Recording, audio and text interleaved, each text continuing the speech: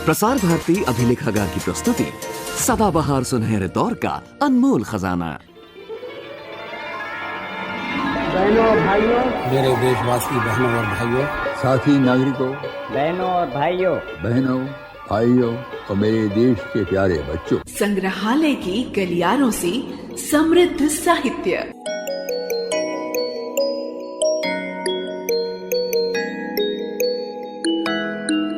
मोहन राकेश हिंदी साहित्य के उन चुनिंदा साहित्यकारों में हैं जिन्हें नई कहानी आंदोलन का नायक माना जाता है। उनका हिंदी का पहला नाटक था आषाढ़ का एक दिन। फिल्म निर्माता मणि कौल ने 1971 में आषाढ़ का एक दिन पर इसी नाम से फिल्म बनाई थी, जिसे सर्वश्रेष्ठ फिल्म के लिए फिल्म फेयर क्रिटिक्स अवार्ड मिला था। वर्ष 1968 में साहित्यकार मोहन राकेश को संगीत नाटक अकादमी अवार्ड से सम्मानित किया गया। एक शिक्षक के रूप में पेशेवर जिंदगी की शुरुआत करने के साथ ही उनका रुझान लघु कहानियों की ओर हुआ। बाद में उन्होंने नाटक और उपन्यास भी लिखे। अनेक वर्षों तक दिल्ली, जालंधर, शिमला और मुंबई में अध्यापन कार्य भी करते रहे। हिंदी नाटक के क्षितिज पर मोहन राकेश का उदय उस समय हुआ जब स्वाधीनता के 50 के दशक में सांस्कृतिक पुनर्जागरण का ज्वार देश में जीवन के हर क्षेत्र को स्पंदित कर रहा था। उनके नाटकों ने न सिर्फ नाटक का आस्वाद, तेवर और स्तर ही बदला, बल्कि हिंदी रंगमंच की दिशा को भी प्रभावित किया। आधुनिक हिंदी साहित्य काल में मोहन राकेश ने अपने लेखन से दूर होते हिंदी साहित्य को रंगमंच के करीब ला दिया। उनकी कुछ प्रमुख रचनाएं हैं अंधेरे बंद कमरे, न आने वाला कल, पैर तले की जमीन, अंतराल, आषाढ़ का एक दिन, लहरों के राजहंस और आधे अधूरे। आइए सुनते हैं मोहन राकेश कृत नाटक आधे अधूरे का संपादित संस्करण।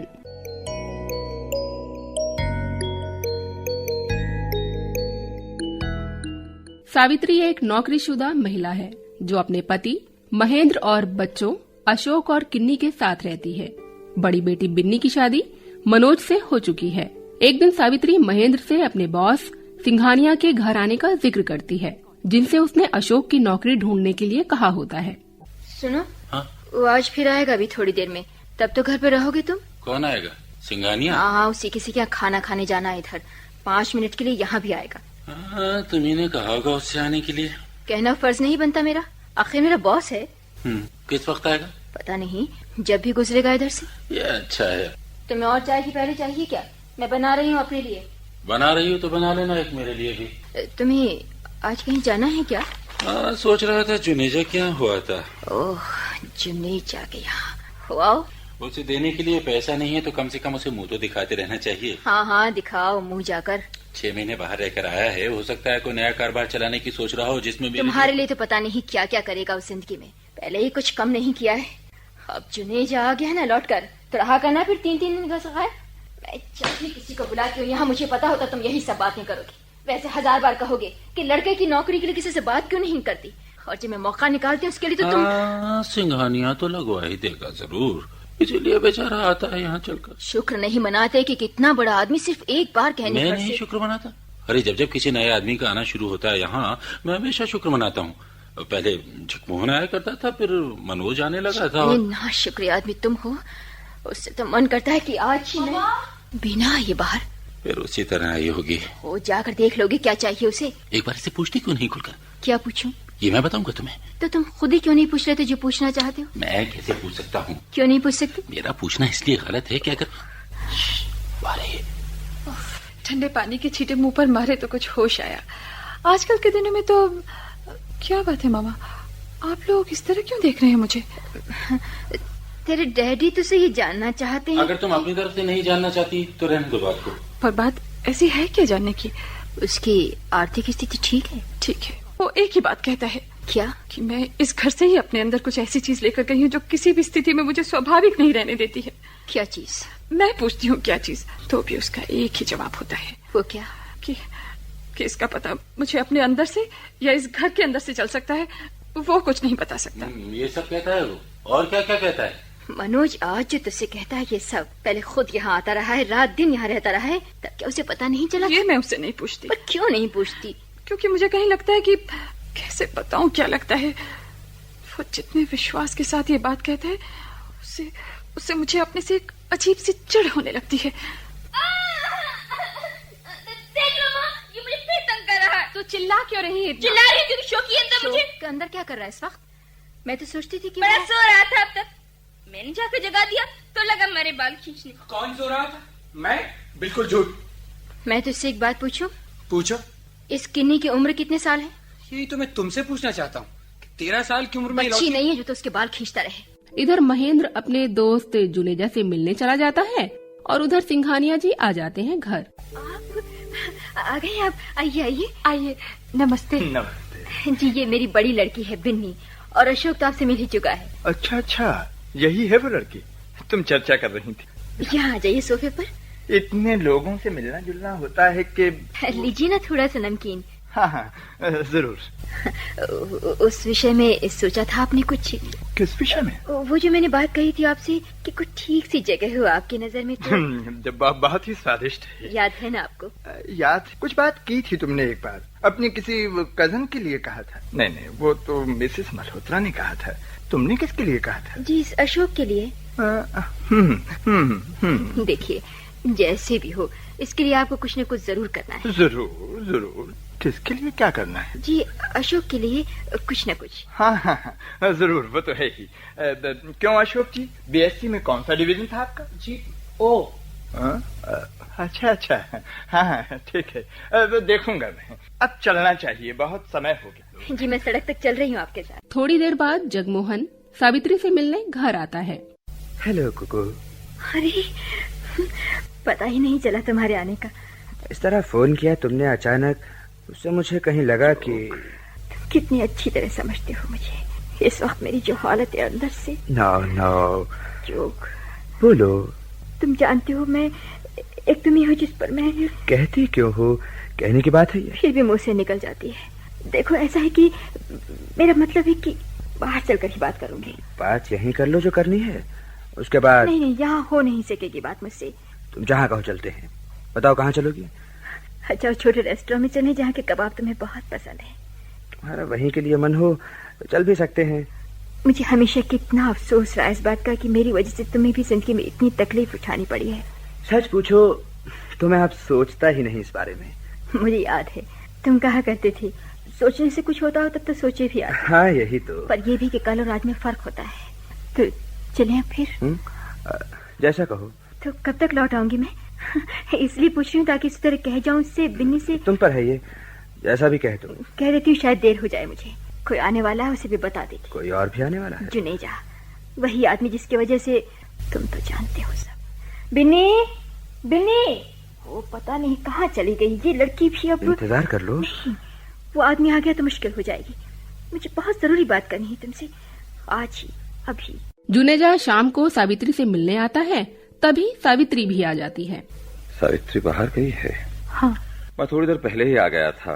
बाहर सड़क पर न्यू इंडिया की गाड़ी खड़ी देखी तो कुछ देर पीछे को घूमने निकल गया। तेरे डैडी ने बताया था जगमोहन आजकल यहीं है, फिर से ट्रांसफर होकर आ गया है। वो ऐसे ही आया था मिलने या? मामा को पता होगा। तो मैंने सोचा एक बार इतनी दूर आ ही गया हूँ तो सावित्री से मिलकर ही जाऊँ। बैठिए अंकल।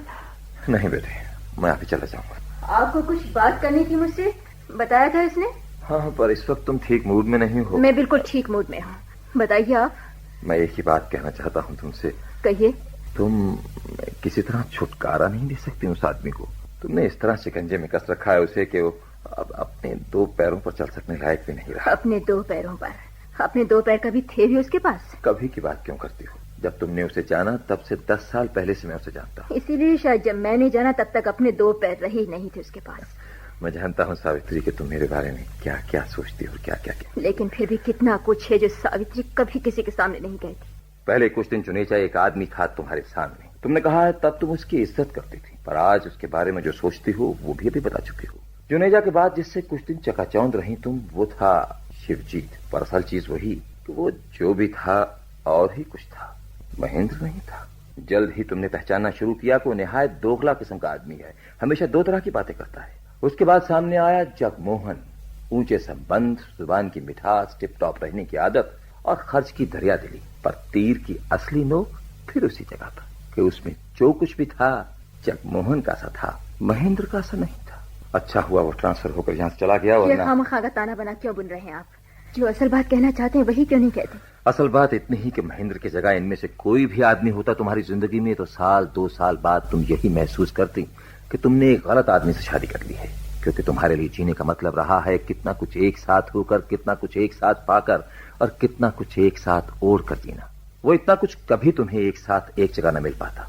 इसलिए जिस किसी के साथ जिंदगी शुरू करती तुम हमेशा इतनी ही खाली, इतनी ही बेचैन बनी रहती। देखा है तुम्हारे मन में लगातार एक डर समाता गया है, जिसके मारे कभी तुम घर का दामन थामती रही हो, कभी बाहर का, और कि वो डर एक दहशत में बदल गया जिस दिन तुम्हें एक बहुत बड़ा झटका खाना पड़ा अपनी आखिरी कोशिश में।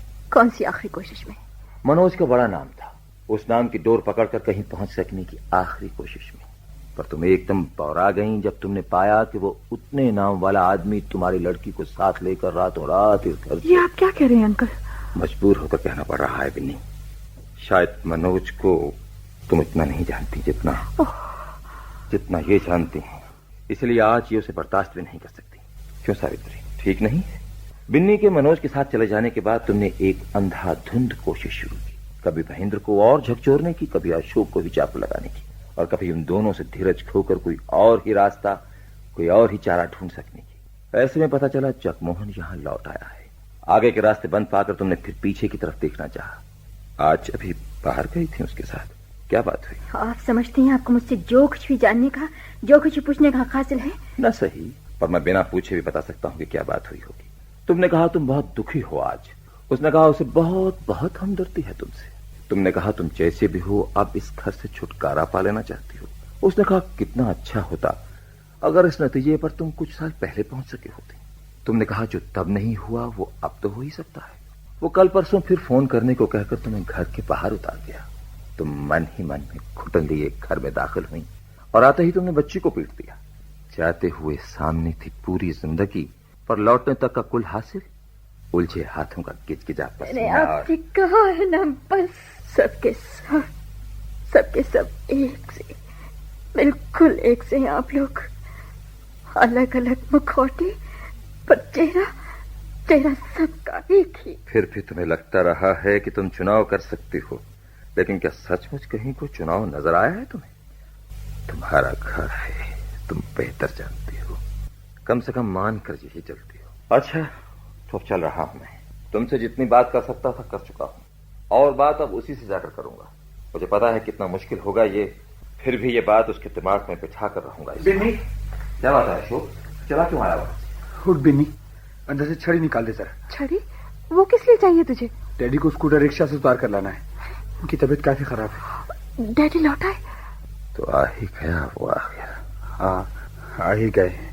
बिन्नी, मामा की तरफ क्या देख रही है? जल्दी छड़ी निकाल दे जरा, क्योंकि अभी लाई। ये कौन फिसला रहा है? डैडी होंगे, ऐसे ही उतर कर चले आए होंगे। आराम से डैडी, आराम से। संभल कर महेंद्रनाथ। इतने में महेंद्रनाथ घर वापस आ जाता है और परिवार में सब पहले जैसा ही चलने लगता है।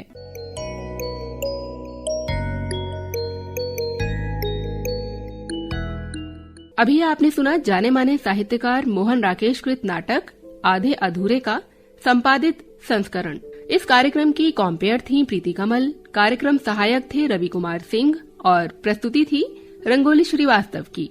अपनी राय और अपने सुझाव हमसे साझा करने के लिए आप हमें ईमेल कर सकते हैं। हमारा ईमेल आईडी है archives@prasarbharati.gov.in।